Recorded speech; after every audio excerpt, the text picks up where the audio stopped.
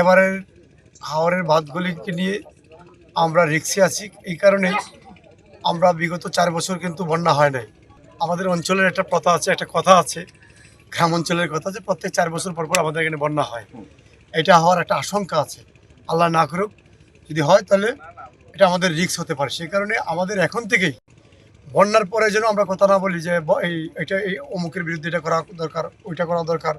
আমরা চাচ্ছি প্রত্যেকটা স্ট্রবেরি সুপার ডটেড ও ক্লাসিক ভ্যারিয়েন্টে সেন্সেশন জাগুক শিহরণ।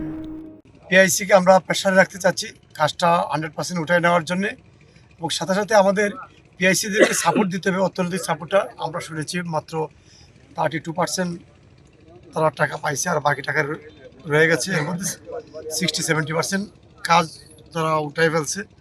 তো আমরা চেষ্টা করব যত তাড়াতাড়ি সম্ভব তাদেরকে টাকা দেওয়া এবং কাজটাকে সম্পূর্ণ করা। আমি আমার নেতৃবৃন্দ সহ যারা আছেন, প্রত্যেক হাওরের পাড়ের যারা আছেন, কৃষক যারা আছেন, সকলের জায়গা থেকে সজাগ থেকে এই হাওরের বাঁধগুলি একটু দৃষ্টি দিবেন।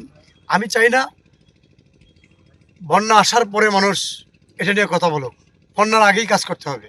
এরপরে কান্নাকাটি করে এরপরে এরে দোষে তারে দোষে লাভ নেই, আগে কাজ করতে হবে। তো আমি অনুরোধ করবো সকলেই সজাগ থাকতে হবে, সকলের জায়গা থেকে অ্যাক্টিভিটিস বাড়াতে হবে, কাজ করতে হবে। আমি এসও সাহেবদেরকে বলবো, আপনার প্রত্যেকের জায়গাতেই প্রত্যেকের তো নির্দিষ্ট এরিয়া আছে, এরিয়ার 100+ কাজ আপনি যত তাড়াতাড়ি পারেন বুঝে নেবেন। এবার কিন্তু রিস্ক আছে, আমি আবারও বলছি।